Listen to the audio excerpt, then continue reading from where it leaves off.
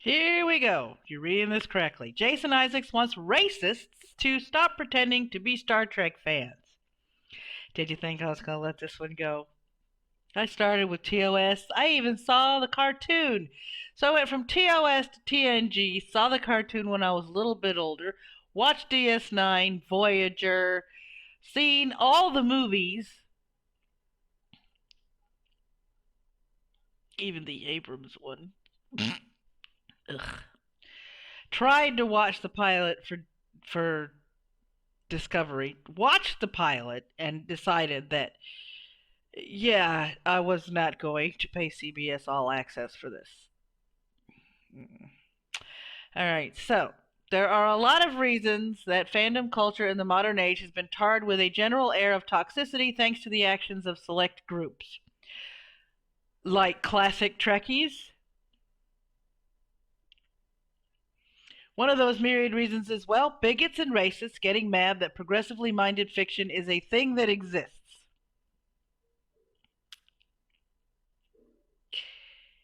Here's something for you guys that, just in case you guys really, really didn't know. Star Trek's been progressive the entire fucking time. Where have you been? Asleep? The only difference between STD progressive and all the other prior Star Trek's progressive, oh yeah, I forgot Enterprise, is the fact that they put character arcs, character growth, storytelling, and plot ahead of who the person is, what the person is, and what their sexual preference is.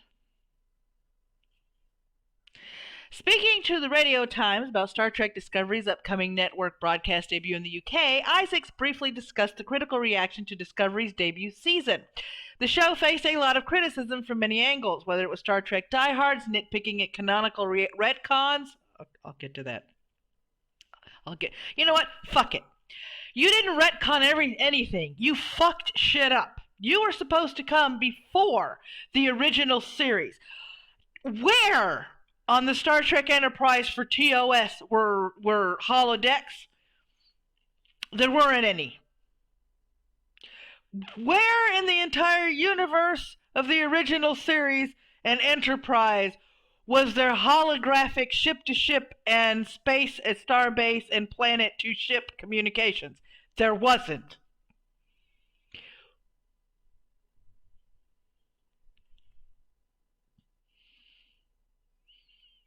Seriously. You didn't retcon anything, but you fucked up the timeline. There's a difference between retconning and fucking up. And what you did was fuck it up. You couldn't have done it after Voyager. You couldn't have done it after the last IP where there's an open timeline and story to where you could start the story there. No. You had to try and derail it. And if I remember correctly, before you even premiered with the pilot, you guys said that you weren't going to follow canon at all. You did a good job of not following canon. But then again, you said you weren't going to follow canon, and then here you put in Spock and Spock's family, and then you had them adopt somebody who couldn't possibly go through the rigors of a Vulcan academy. Not only did she, have a hard time with that, but she was still very emotional coming out of it.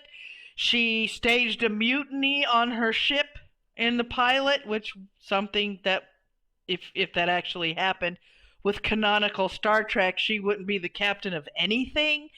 You took a super secret arm of the Federation and decided to make it mainstream. Section 31? Anybody? Section 31? That's nobody's supposed to know about that, but somehow in this show everybody knows about it. Critics engaging with the show's attempts at portraying a morally murky Federation at a time of conflict and how successfully it didn't successfully execute it at all. Again, you took Section 31, which is supposed to be black ops that nobody's supposed to know about, and you made it a mainstream thing that nobody in the Federation didn't know about. That's a major fuck up. A major fuck up. Initially, when we launched Star Trek, there were a bunch of voices pretending to be Star Trek fans online. We weren't pretending. We are. We still are, and we always will be. We're not pretending. Our critiques weren't bigoted critiques. Our critiques were actual critiques of the storyline, which was screwed up, of the character arcs, which were wrong and disjointed, of the timeline that you completely screwed up. We're not pretend Star Trek fans. Complaining that we were social justice warriors, because you were. And that it's too right on, the Me Too generation, that we had a young black woman lead. Cisco, DS9, single parent.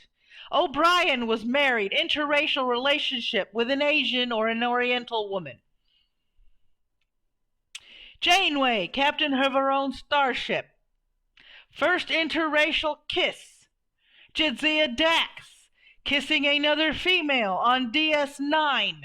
These were all acts that were very progressive that Star Trek did. But did they force it to the point where that was the forefront of every story? No! Cisco happened to be a black man that was the captain of an entire space station. He wasn't the black man that happened to be the captain of a space station. You people don't understand how to write stories. So you just put this crap out and then you call us every name in the book when we have valid criticisms. And they were exposed very quickly as a bunch of non-Star Trek fans. We're not non-Star Trek fans. And your gatekeeping is not appreciated. Racist right-wing lunatics. We're not all right-wing. We had valid criticisms to what you were doing to our wonderful IP. You fucked it up. Uhura. I still can't pronounce that name. Uhura, first in an officer position, happened to be black, was the communications officer of the original Enterprise in the original series. B'Elanna Torres, Voyager, officer, chief engineer, if I remember correctly. Klingon, not only Klingon, when you stripped off all the makeup, she was Latina. Tuvok, when you stripped off all the makeup, was a black man. Chakotay, Native American. Janeway, female captain. Could you ask for a more diverse fucking crew? But no. That's not the progressive you want. Oh, Jesus fuck. Why do I do this to myself?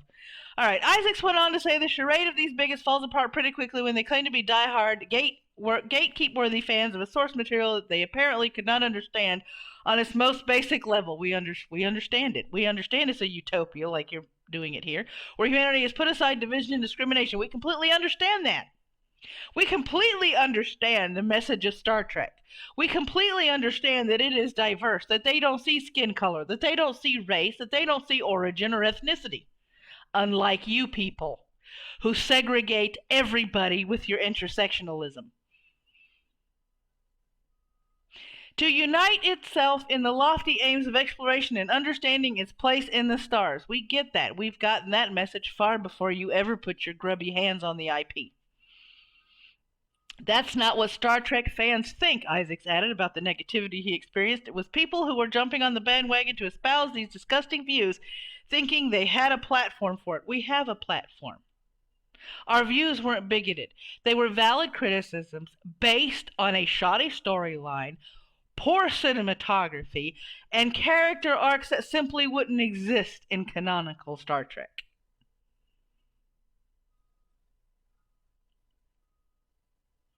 And even if they did exist, they wouldn't have the outcomes that you wrote into them on Discovery. Period.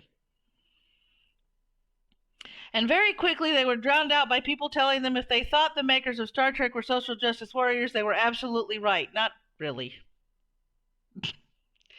There's a difference between advocates for civil rights and social justice warriors. But that's a whole other ball of wax. Because it's what it's all about. They had a Russian on deck right at the heart of the Cold War. Yes, they did. Chekhov. Yes, they did. And in the fourth original cast Star Trek movie, he ran into problems when they went back in time because he was a Russian looking for a nuclear vessel. And they had the first interracial kiss. Well, it's nice of you to acknowledge that in the midst of you calling us every fucking name in the book. We know this. We watched the episode. Those of us that follow the show know the episode was banned in Alabama because Alabama couldn't have their people seeing a black person and a white person kissing because that's just not right back then in the 60s. You don't understand. You're the people that don't understand what Star Trek is. Not us. It's you. Any Trek fans espousing the accusations that Discovery catered to some sort of secret cabal of socially minded progressives at the expense of true fans is apparently really kind of bad at interpreting what a thing they're allegedly such huge fans of in the first place.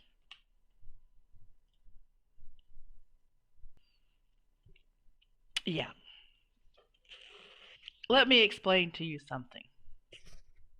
And there are a lot of people out there, like me, that started with the original series, that watched the animated series, that watched The Next Generation, DS9, Voyager, Enterprise, that have seen all the movies, good, bad, and indifferent. And we all have one thing to say to you. We don't give a shit what ethnicity, what race, what color, what sexual orientation the crew members are. We don't care. What we cared about and what we pointed out was your lack of respect again for the source material. Was your bastardization of the Klingons and your supposed interpretation of what they look like before the original series. You do realize between the original series and The Next Generation, there was a canonical explanation for why the Klingons changed so much in their appearance. But you don't care about that because you weren't going with canon anyway, if I remember the articles correctly, before your pilot ever debuted. You want to know what I thought when I read the fact that you guys weren't following canon? I knew it was going to be shit from the start. You didn't want a Star Trek series. You didn't want to follow in the footsteps of another legacy IP. You wanted to take that legacy IP and use its name to push your progressive views. Do we mind progressivism in shows? No, as long as the story is solid, as long as the character arcs and character development is good, as long as the plot is solid and something we can get behind and it keeps our interest, we don't care who or what the orientations are of the cast members. We simply don't care. Why? Because it's a good story. We want to be told a good story with respect to the canon and source material. And you people keep refusing to do that time and time again. You people keep wanting to update the source material. You guys want to bring it into the 21st century. Some source material is a lot more progressive than you understand. Star Trek is one of those IPs. You don't understand how to weave progressivism, and you don't understand how to weave a good story and just have a naturally diverse cast.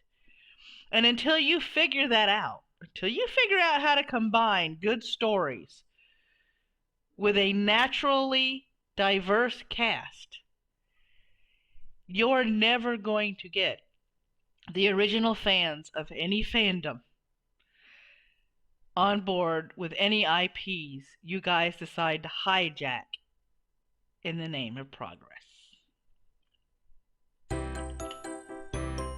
That's it for another video. This has been your Mad Woman. You've got those like and dislike buttons, that subscribe, and that bell. Don't forget. And also, what all that stuff is over there are all my socials, which are also down below. the Redbubble store, and several ways to support this channel. Until next time, guys, stay geeky.